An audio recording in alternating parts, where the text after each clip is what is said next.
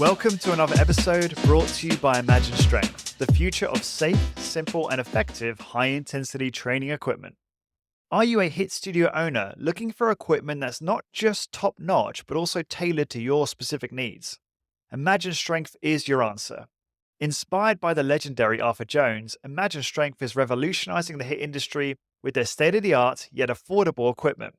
Their team doesn't just sell HIIT equipment, they live and breathe it. I've personally experienced their gear at the Resistance Exercise Conference, and let me tell you, it was an intense workout that I won't soon forget, in the best way possible, of course.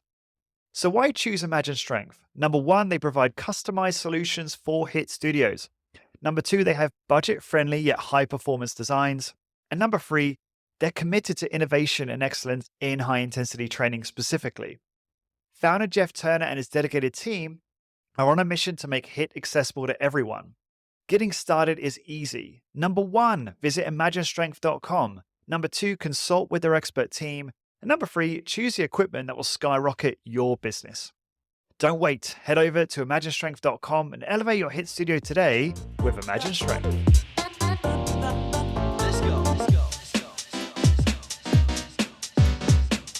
Lawrence Snell here, and welcome back to High Intensity Business, your one-stop shop for elevating your HIIT business and fueling your passion for high-intensity training. This is episode 439. Today's guest is Logan Herlihy. Logan, you'll be pleased to hear that I have a more professional intro for you today. We actually had to re-record this, and I had a more funny kind of, nonsense intro. Logan Herlihy is a senior exercise physiologist and general manager at Discover Strength, Salt Lake Valley. Set to open this fall, or actually set to open in December now, isn't it? December, hopefully. Yep, that's what we're on track for at the moment. Got it. Discover Strength is a leading boutique fitness brand offering efficient 30-minute workouts for busy individuals. With over 6 years in the fitness space, Logan has overseen 20,000 plus resistance training sessions. He's the author of How to Look Good Naked, is working on his next book for 2024. He's a seasoned speaker with degrees from the University of Central Florida and the University of Wisconsin River Falls. Logan also hosts the Discover Strength podcast, Debunking Fitness Myths. And you can contact Logan over at logan@discoverstrength.com. I know there's some changes regarding the podcast. Maybe you want to announce that now. Does that make sense? Yeah. Well, thanks for having me, Lawrence. You're very welcome. Yeah, I don't know which intro I liked better. I kind of liked the silly one. So I'm sorry. It's okay. Well, when we re-record this for the third time, we'll go back to where we started. No, it's great to be here. Yeah, the podcast is taking a hiatus for a little bit. I'm transitioning out of that just with my new managerial role. I hope to maybe do some more podcasting in the future. But as far as the Discover Strength podcast goes, you'll still have access to all the episodes. We've got, I want to say it's close to 70 something episodes that'll still be on the website that you'll still be able to look up and listen to, send to friends. So it'll still be there. It's fun, isn't it? Because it's a great podcast. And, the way I understand it is you guys obviously launched that podcast to help your clients, right? It makes sense. It's a great way to retain clients, give them another educational touch point, motivate them, inspire them, help them realize that the why, behind the workout, as our good friend Luke would say.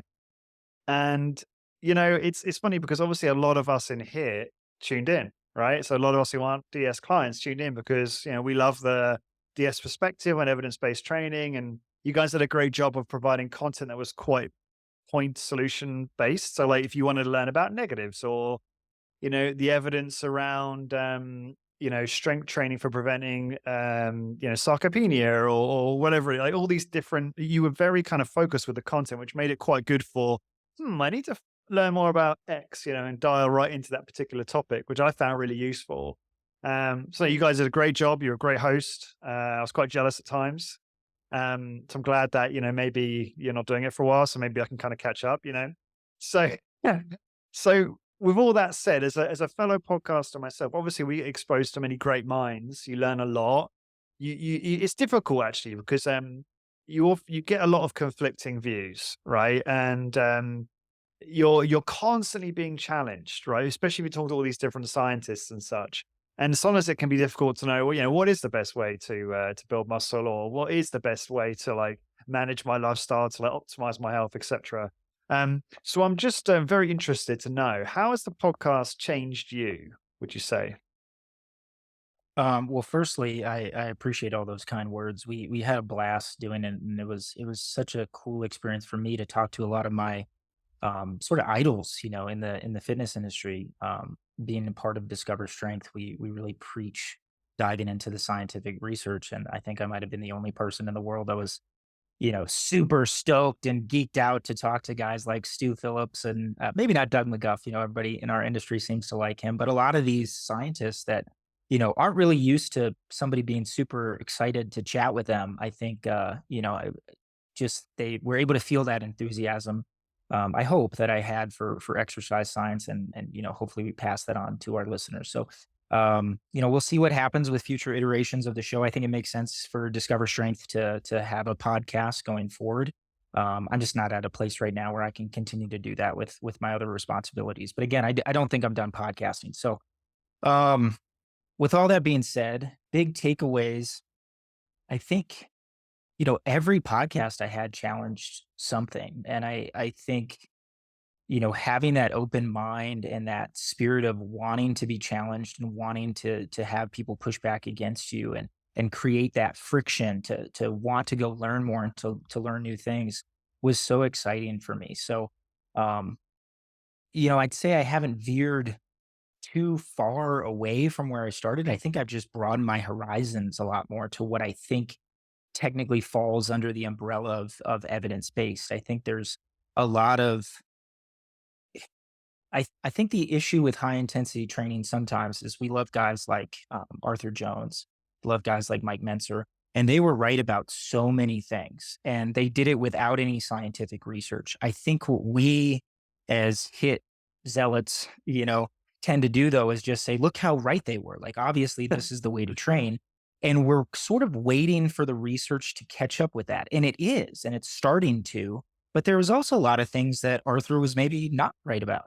And realizing that when the research shows that pretty emphatically, you have to abandon things that you thought before. Like I didn't read the paper, so I don't want to talk too much about it. But I know there was a highly critiqued paper that just came out. I think Brad Schoenfeld shared it. There was like upwards of 30 sets per muscle group for muscle growth. And maybe you're familiar, you've seen it on Instagram or anything like that, but they showed significant increases. I mean, statistically significant increases in hypertrophy from doing upwards of 30 sets on like leg extension, leg press, and squat in each individual workout.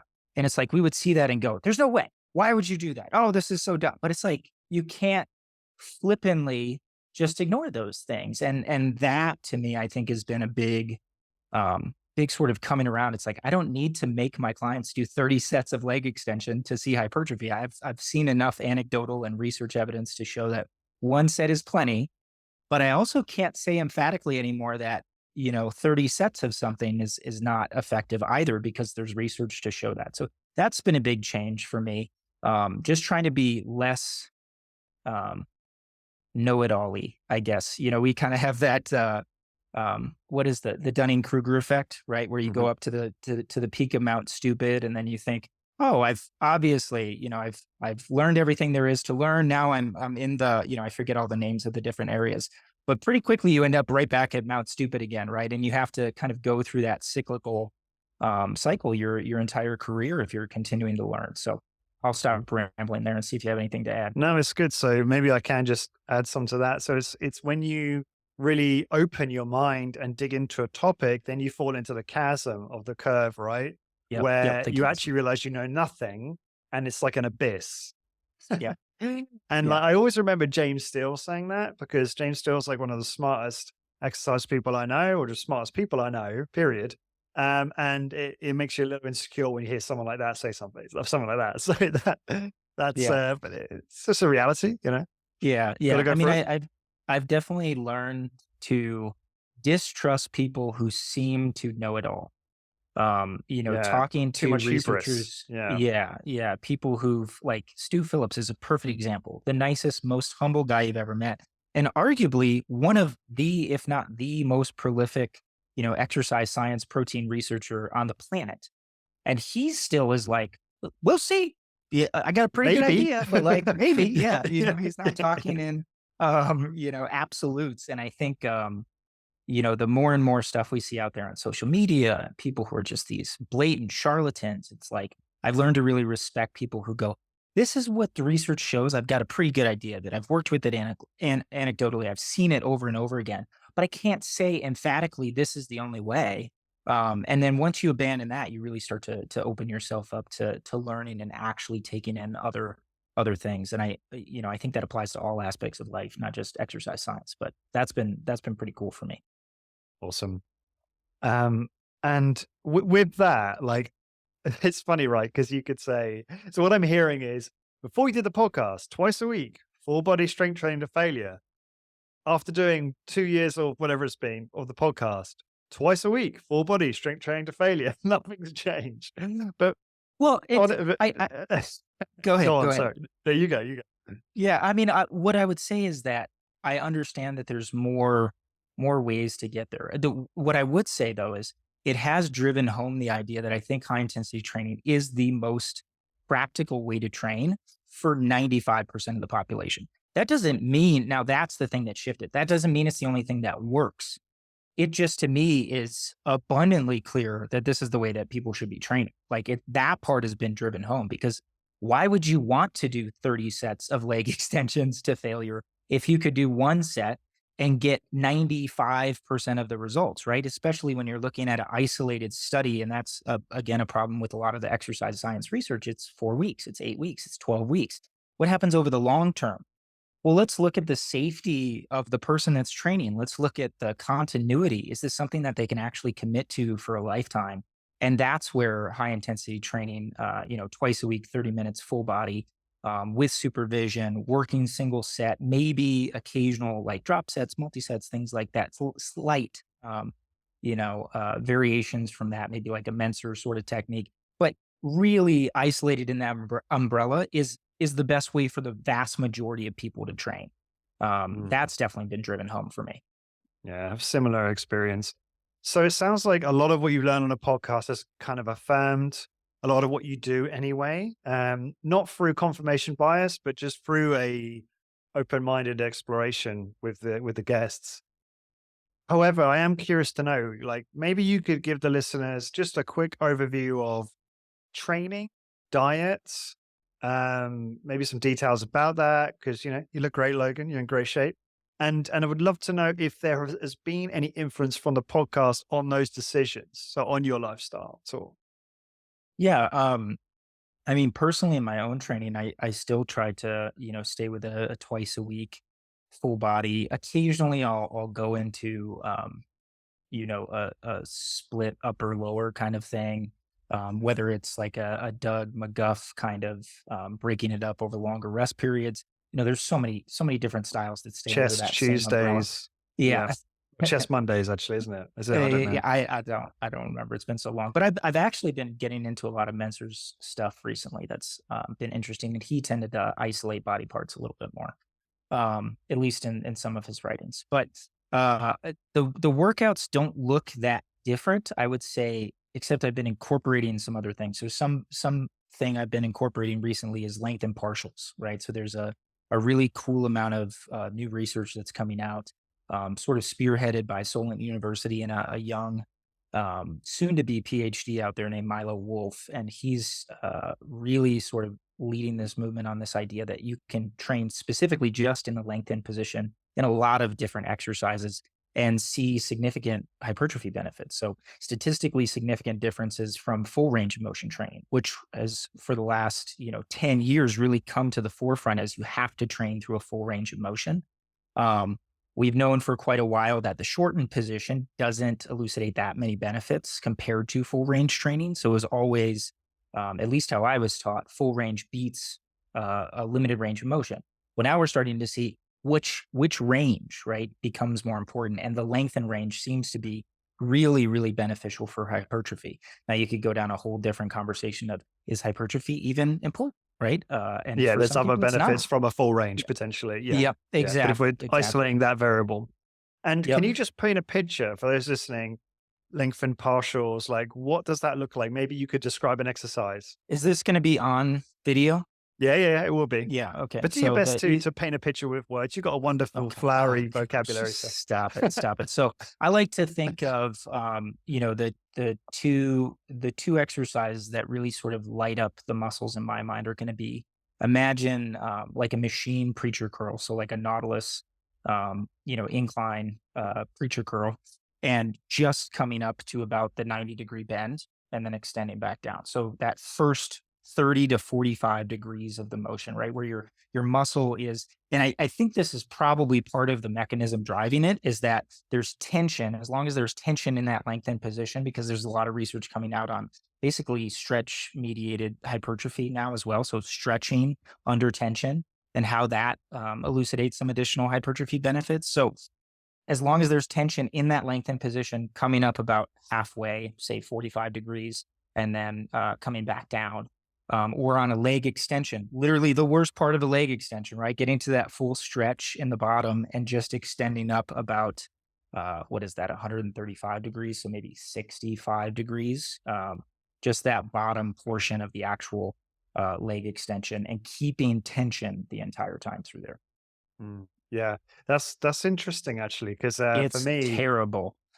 well, yeah, I can imagine. I haven't really tried it that much. I was actually thinking of the Medex bicep curl, which I was using yesterday.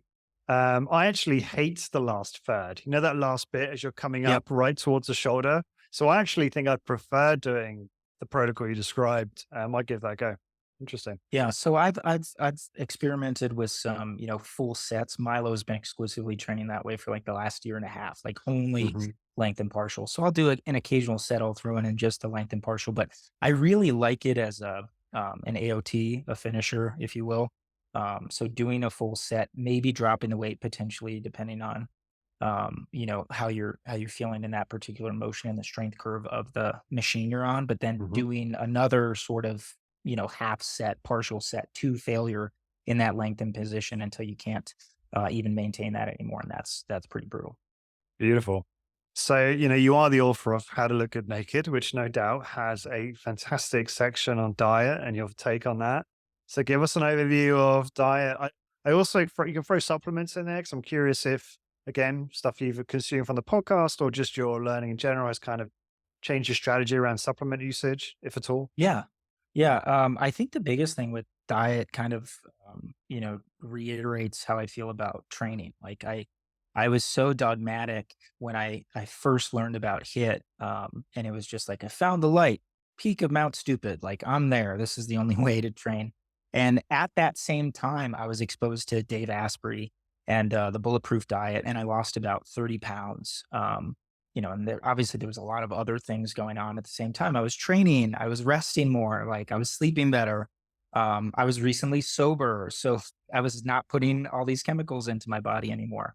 But as most of us do, I thought that the bulletproof diet, keto in particular, was sort of this miracle that I had found to just, lose weight without even trying. And it was for me at the time. Like that was subjectively true. I had found something that made weight loss super easy, didn't have to try at all.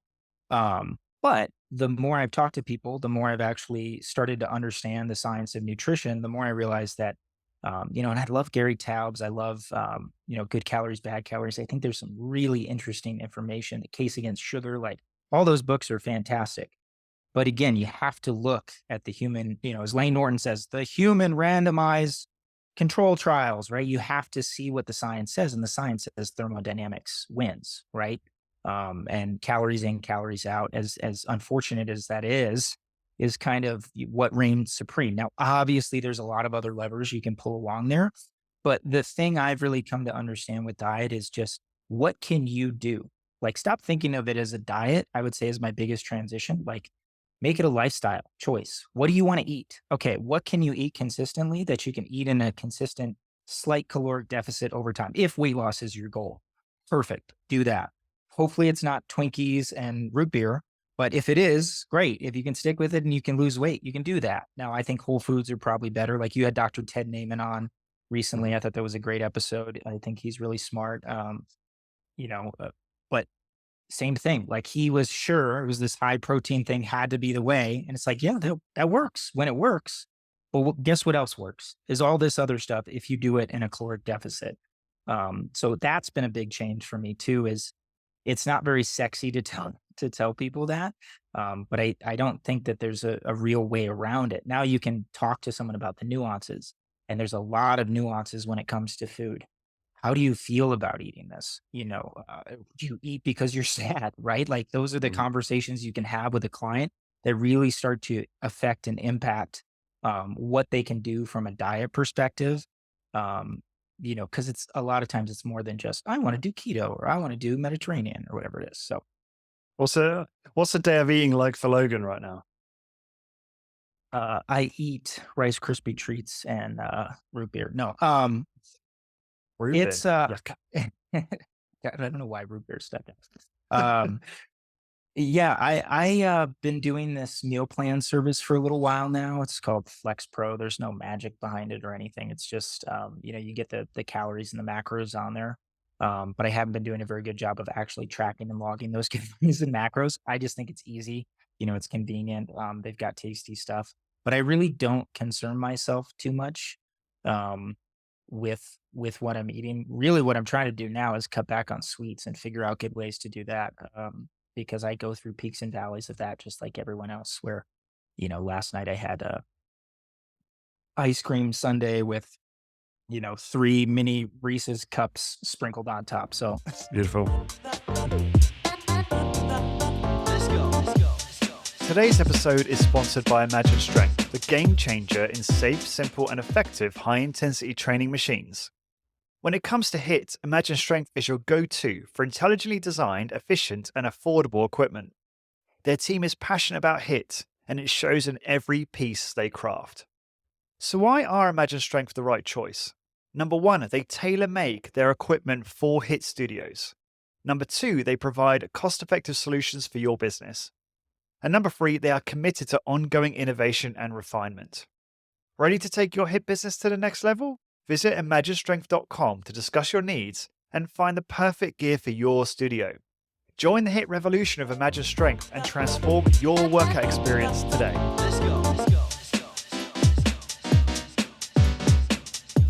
And it's all about I know, balance. I'm the same. I remember you saying when you were getting, I think this is right, when you were getting really cut for How to Look Good Naked, or part of that, maybe it's before that book, but it's kind of part of it. You were having sort of like, in terms of like, you had obviously a strict calorie target, but you were having like maybe tiny little ice cream snack things in order to kind of get through. Do you Yeah. still use those? Like, that's a nice I little hack. should. Yeah. Right. No, I think I just need to retrain my taste buds right now because I've not been concerned about it. I'll tell you what did it is Mhm. Costco has these freaking Reese's dipped animal crackers, and they should be illegal. And I'm gonna write a message to the Reese's company A or strongly Hershey's or worded whoever it letter. is. Yeah, strongly worded letter. But no, I think stuff like that. There's plenty of cool options out there now. Yeah. I was getting these little gelato bars for a while. That were like 40 calories, but were really sweet. They were like made with real fruit or whatever, but they're this big, right? So you have one and you're like, I Mm. guess that's what I'm having. That's the issue. Like a lot of people, probably a lot of our colleagues will consume a lot of like high protein snack foods. But a lot of the time, I remember Doug saying this, they don't, because they're so heavily processed, they don't really help with the satiety side of things. So you can still overeat those quite easily. And you got to watch that, haven't you? But they Yeah. can be a good little hack.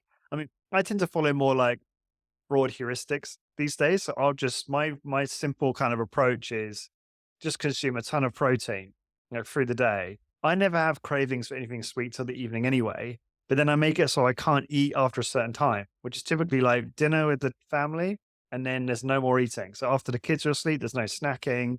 Obviously, I do this 80% of the time. There is the odd time where I'll break this rule. But I then will probably have some sort of small dessert or something after dinner, but because Yeah. but because I'm using the restricted feeding window, so to speak, it kind of helps mitigate some of that. Yeah. So I mean, there's that's the been strategy. a lot of meta-analyses that have come out over the last few years of how intermittent fasting is no better than caloric restriction and all Sure. these things. But again, that's where the lifestyle factors come into play. And Mhm. I think that's where you have to have conversations with your client because yeah, calorie for calorie, there's no difference. But if you snack after 8 o'clock and you put a hard cap on, I'm done at 6, you maybe have cut out accidentally 500 to potentially 1,000 Exactly. calories from your daily consumption, right? So, oh my God, intermittent fasting works. It's a miracle hack. It's like, no, but yeah, it is for you. Mm. So, I don't think that point can be, driven home enough. That's like these things work for people, and they've worked really well for people because they allow you to calorie restrict, right? But that seems so simple, but it's a really important point. Like, what allows you to do that? If it's literally just, I'm going to eat less, awesome. But for most people, that's not the case. They have to have whether it's time frames or they have to have certain foods they can and can't eat. Like they can't just eat ad libitum and expect to lose weight. So Yeah. Yeah. Wise words. So let's switch gears here. So I want to get into some personal training topics. Obviously, you've got vast experience doing 20,000 plus sessions by this point. Work for various companies in high intensity training. And these are a couple questions that I get from listeners, and I'm excited to talk to you about this. So I think the first one I want to get into is probably actually makes sense to start with this one. So there's this idea of trying to find the Goldilocks intensity for clients. Now, hopefully, everyone listening to this immediately, the ears perked, are like, yes, this is my challenge. It's trying to find that intensity level that's just right. And what I mean by that is, a lot of us want to be able to train a client to muscular failure because we know that it's going to recruit all the muscle fibers. It's going to probably produce the best results, right? But every client has a different kind of intensity tolerance.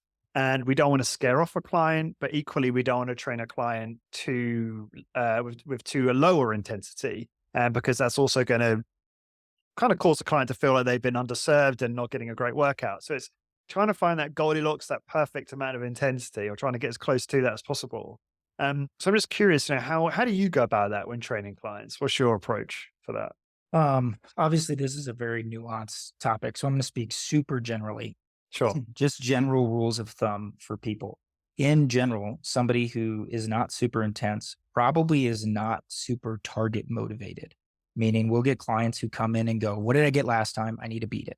Usually, if they're super low intensity, they don't care. They're just there for their workout. Again, speaking very general, right? So, as a high intensity practitioner and as a trainer, you should be tracking their workouts. The best thing to do with somebody who's not very intense is track their workouts and lie to them. And what I mean by that is sneak in extra stuff. Whatever your style is, if you're a super slow practitioner, sneak in an extra 20 seconds of tension without telling them. Just tell them, like, extend it out and don't let them know, right? If you're a regular, Arthur Jonesian style 2-4, maybe you do some other protocols in there. Don't tell them what they got last time and just push them when they get closer as if that's their normal target. Does this make sense? Right? They got 10 last time. Hey, Lawrence, you need to get at least 2 more. Oh God, I don't want to do it. Okay. And then surprise them with that afterwards, right? Hey, you got 2 more reps than last time. That was amazing. Right. Like you can push yourself further than you even know. And then they'll go, oh my God, okay. That's And do great. they Right? have that little joke with you? Like, hang on, you didn't tell me, and you have like a little in joke where they're like, you lied to me, but I kind of like it. Is it? I, 'Cause I I've would had that say happen in general, before. yeah, in general, that's the reaction, right? Because Yeah, they yeah, don't know what they're supposed to do. And if you cue it up, I need 5 of these because they only got 4 last time, they're going to give you 5 and stop. Right. But a lot of times with intensity, people just they know it's uncomfortable, but after a certain uncomfortability threshold, they can't distinguish between this is more uncomfortable than I was last time, or this is a new threshold of uncomfortability. So I would say you just have to right. be really prudent and you don't even have to tell them. Like, I think you can sneak that stuff in. One of the things I like to do, again, this is in general as well, is we have a system at Discover Strength, like a 1 to 5 intensity. Um, I will frame up an AOT for somebody who's less intense as if it's the easiest thing in the world to do, where I might frame up the exact same AOT with somebody who's more intense as this is the toughest thing in the world to do. Meaning you're on a chest press, right? And we're going to do a hold at the end in the halfway position, right? An isometric hold there. If you're a super low intensity client, go, hey, Lawrence, After we finish this rep, we're going to come down to halfway, tiny little hold, 10 seconds. You're going to finish it off. It's going to be great. It's going to feel so good. We'll be done. Perfect. You do it. Oh, yeah, that wasn't so bad. You set it down. If you really work hard, but I know you're not going to make it much past 10 seconds in a hold, but you're a super high intensity client. Lawrence, I need you to finish this rep. We're going to come right down to halfway, just 10 seconds there. 10 seconds. I know you can do it. Right. It cannot be all about inflection as well. And how you set Mm, it up and cue it up to tonality. someone is a great way. Yeah. Yeah. Yeah. Awesome. Awesome. Any other thoughts on finding the right level of intensity for people?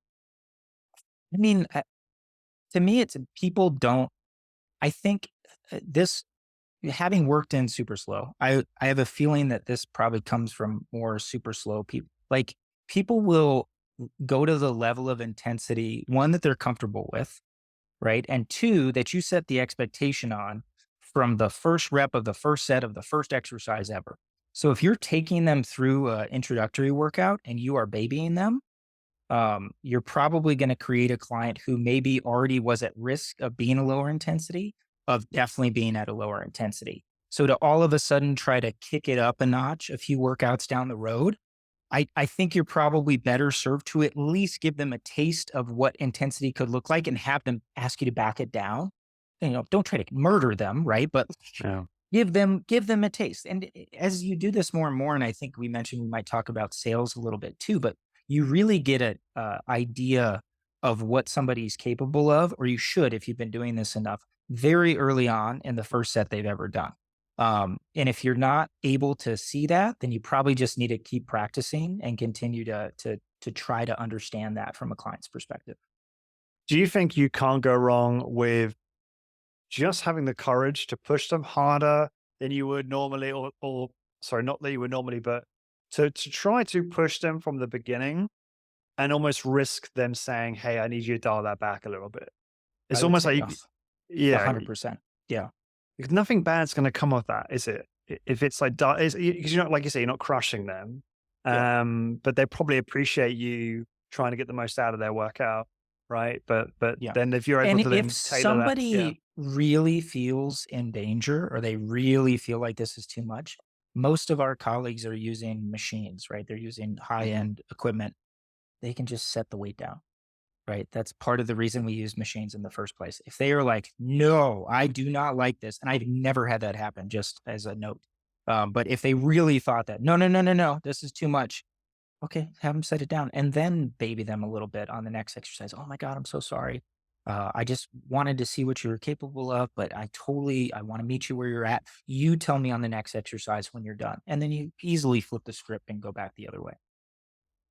And do you take the? I've always taken the attitude of you just some clients, especially those who are really hard, real kind of intensity avoiders types. You're almost just trying to find a small incremental improvement each workout, like a 1% improvement in terms of like reps or resistance use or form. You're trying to manage your expectations. But you realize that you can't get them to, all out, make sort of 10, 20% gains every single workout. And instead you're just looking for slight improvements. Have you ever tried using that approach? Is that something that's Well, come up for you? that's what I was saying as far as like not I telling see. them, right? So literally Okay. just continuing to increase and not letting them know. I mean, you don't have to tell somebody how much weight you're putting on something. Some people want to know that, but again, intensity avoiders in general don't like they just don't want to be there typically, right? Or they Mhm. know they have to be there. So I would just say sneak it in. Like lie is not a good word, but sneak it in wherever you can. Add an extra 5 seconds here if you're super slow. Add an extra 2 reps there if you're not. Find a way on almost every exercise. If you think they've got something left, add an extended AOT. Do something that's going to um, and again, it's how you pitch it up too, right? If you're doing something like an AOT at the end, how are you going to um, keep their trust, but also allow them to push themselves a little bit harder than they would otherwise? Yeah. And I know you have to speak very generally because this is very, very nuanced.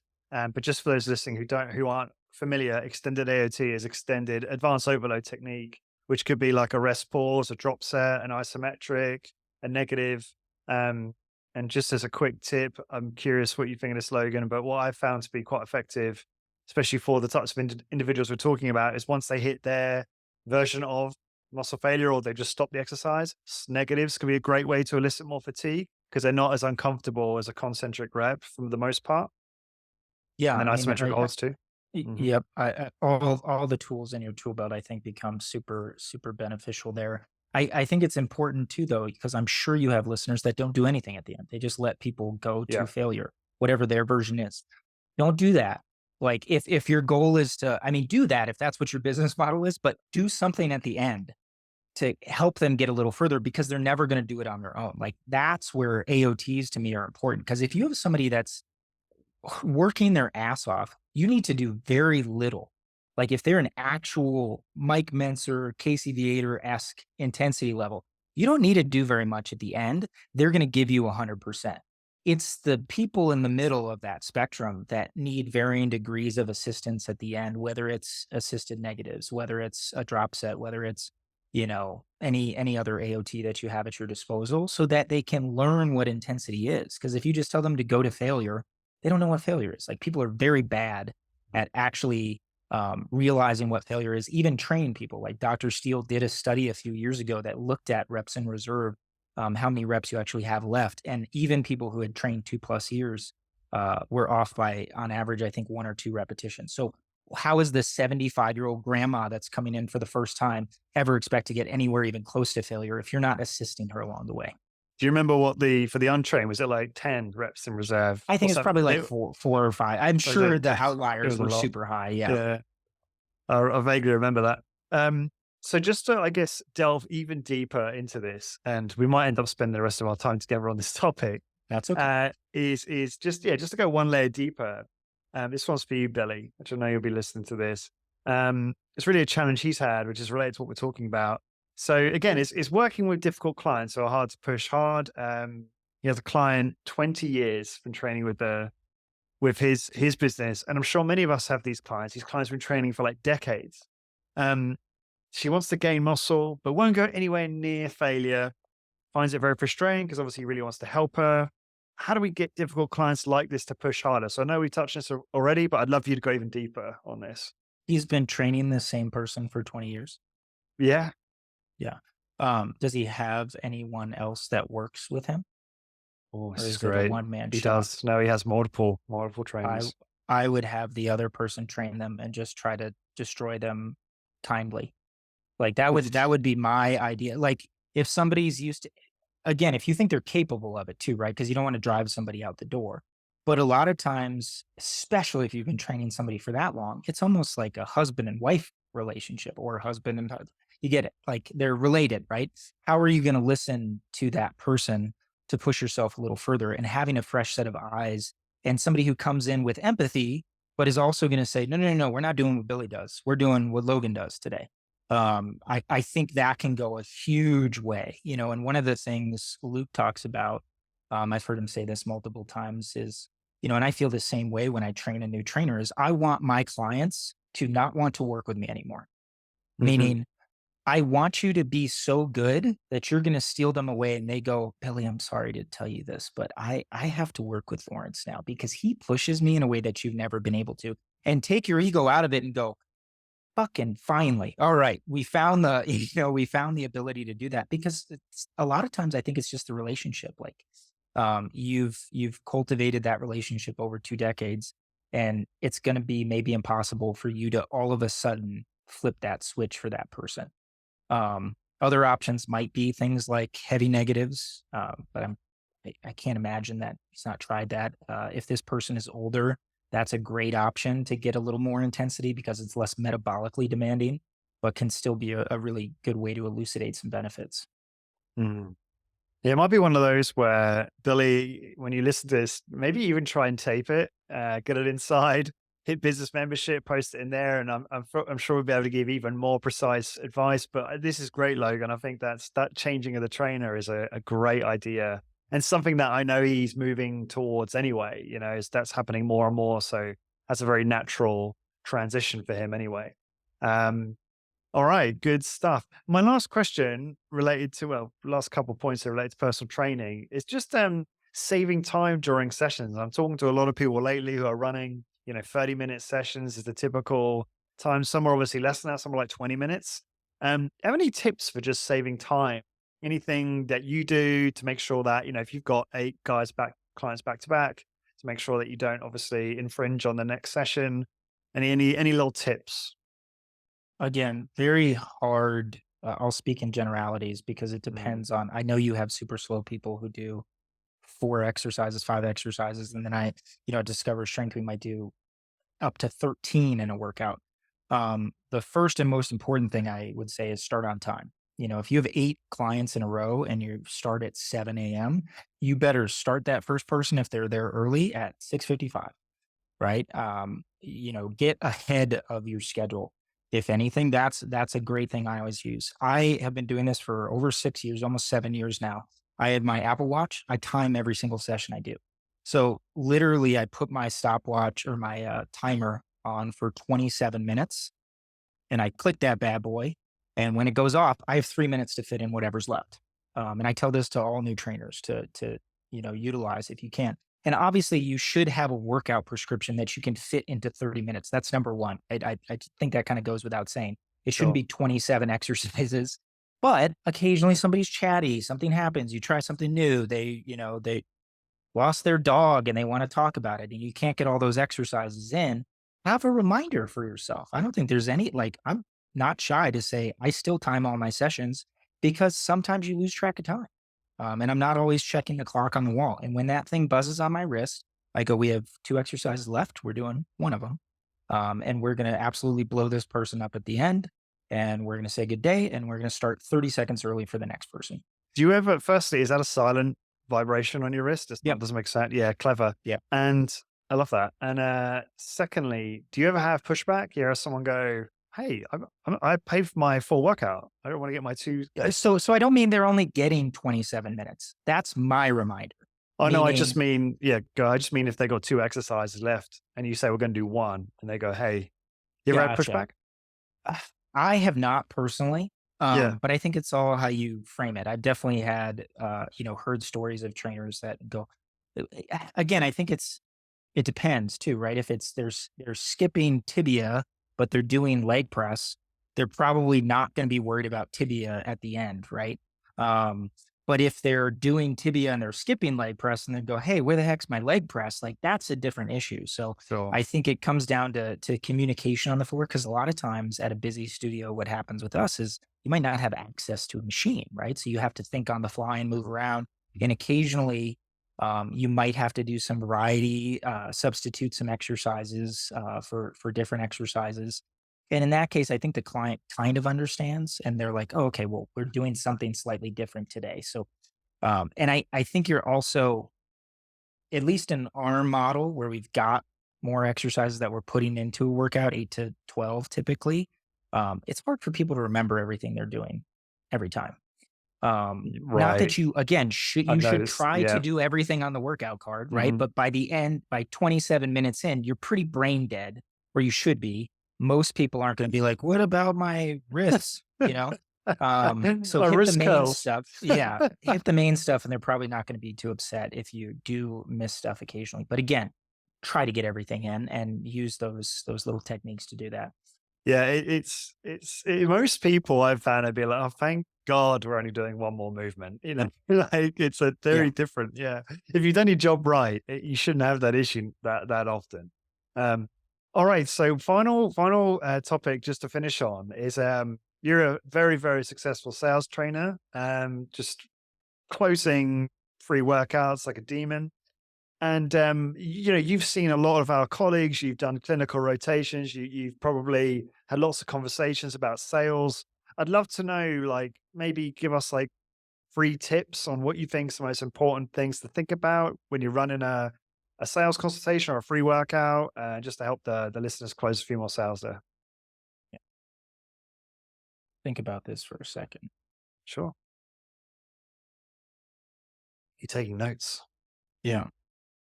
Okay. Um, So I think important caveat, I've been in Utah for the last couple months, so I have not closed very many sales virtually. So anybody at Discover Strength listening to this who's closed like 15 clients this last quarter and I've closed, two, don't take this personally. But over the last few years, I have been pretty successful on sales teams. So I think I'm fairly qualified to talk about this. Um, I wrote down 3 things. I put listen, empathize, and believe. And What I mean there is listen, actually listen, right? We have a 45-minute block that we use at Discover Strength for people. I find myself more often than maybe Hannah and Luke would like sometimes adding in a little buffer afterwards, um, because I know people want to talk and they want to be heard. And it's hard to listen to somebody, get their background. Not always, but sometimes it's very hard to listen to somebody, get their background, get a workout in, and close the sale all in a 45-minute window. I find an hour for me, when I have the ability to do that, I can certainly do it in 45 minutes. But when I have the ability to give more of myself to the client, I will do that every single time. So listen to them, listen to their background, try to get some of their history. Um, what kind of dogs do they have? Where are they from? What does their significant other do? Do they have kids? Where are they? All those things, like those are important to people. Empathize with them if something's happened. Most of the time, people aren't coming to a personal trainer because they're absolutely killing it with their fitness goals, right? They're usually coming to you from a place of vulnerability. They're usually very vulnerable and they don't even know it, right? So they talk about the normal things. Well, I want to lose 15 pounds. I want to do this. I want to do that. But if you can dig a little deeper, and share some stories of success, share, how you understand and you're there with them, that goes a huge way to people really feeling like you understand what's going on. And then tying those things back into the workout, right? So a lot of times what I'll do, first exercise is a chest press for me typically. At the end of that, I'll say, somebody said, my kids are going to school, right? I've got 3 kids that are all in college. Okay, you get one more rep, Lawrence, and I'm going to pay for all 3 of your kids full ride scholarships, right? Just something that shows that and that's within That's 5 minutes I of it, love right? But that. I love that. yeah, that goes a long way for people to Yeah. go, oh, this guy was He actually was paying listening to me. attention. Yeah. Yeah, yeah. Yeah, I'm going to put Bobby through school, if you can give me one more rep, right? So that's a great way to really establish a rapport right away. And the last thing is you have to believe in what you're doing. You have to 100% practice it. You have to believe it. You have to share it with other people. You have to be dogmatic in the sense that you think this is what you're doing is the right way to train. And then it's not sales anymore. It's trying to help people. And that's the biggest shift I was able to make in the sales process is I actually believe in what I'm doing. And that makes me the best salesperson on the planet. Because I don't care if you close or not. I'm trying to make your life better. And people can genuinely feel that when there's a no pressure sales situation, when I'm not like, hey, I need you to do this. I need you to do that. We need you to sign right now. If somebody's not ready at the moment, hey, I'm going to follow up with you. I think this is going to be a great fit for you. I really want to see you reach those goals that you were talking about. And more often than not, they end up signing, that day, because I believe in what I'm selling them. So that's my quick Thank sales you. pitch. Yeah, I love that. It's really interesting that you shared that last point around belief. Because, like, if you have nothing else, if you suck at sales and you're not a great active listener, you don't have all the other skills, but you have absolute conviction in the product or service that you're selling, you're going to have some modicum of success just from that Yep, one thing alone. Like, that is the most important thing. 100%. Obviously, active listening is super, super important too, which I've really been working on myself. Not done a great job during this podcast, but so, so Logan, this has been amazing. We're at time, so thank you so much for Of joining me. course. I'm really glad we re-recorded because I think this has been much better. Just for those listening, we had previously recorded a version, and I definitely was not on top of my game. So Logan was kind enough to reschedule and say the same things again. So, But better, I hope. oh, way better. And we obviously went into different topics, much more interesting stuff. So, in terms of like what we can share with the audience, tell us your contact details, give us some info on the studio there in Salt Lake City, when you're opening, etc., so they can kind of keep up to date on that. Yep. So if anyone's interested in signing up for our waiting list or you'd like to work with me virtually ahead of time, you can just go to our main website. It's www.discoverstrength.com. We are opening in the Salt Lake Valley. We have 3 locations that are going to be opening. The first one will be in Draper, Utah, which is like a southeastern suburb. So that is on track, fingers crossed, for mid-December of this year. You can go on the main Discover Strength website and click coming. So you can see all the different states and locations, and you can sign up for a waiting list if you happen to be in the Utah Valley area, or if you want to work with me or sign up with us, you can just message me directly. It's just Logan at discoverstrength.com. Awesome. Thank you, Logan. And for everyone listening, to get the show notes for this episode, as always, please go to highintensitybusiness.com and search for episode 439. And until next time, thank you very much for listening. Welcome to another episode brought to you by Imagine Strength, the future of safe, simple, and effective high-intensity training equipment. Are you a HIIT studio owner looking for equipment that's not just top-notch, but also tailored to your specific needs? Imagine Strength is your answer. Inspired by the legendary Arthur Jones, Imagine Strength is revolutionizing the HIIT industry with their state-of-the-art yet affordable equipment. Their team doesn't just sell HIIT equipment, they live and breathe it. I've personally experienced their gear at the Resistance Exercise Conference, and let me tell you, it was an intense workout that I won't soon forget, in the best way possible, of course. So why choose Imagine Strength? Number one, they provide customized solutions for HIIT studios. Number two, they have budget-friendly yet high-performance designs. And number three, they're committed to innovation and excellence in high-intensity training specifically. Founder Jeff Turner and his dedicated team are on a mission to make HIIT accessible to everyone. Getting started is easy. Number one, visit imaginestrength.com. Number two, consult with their expert team. And number three, choose the equipment that will skyrocket your business. Don't wait. Head over to imaginestrength.com and elevate your HIIT studio today with Imagine Strength.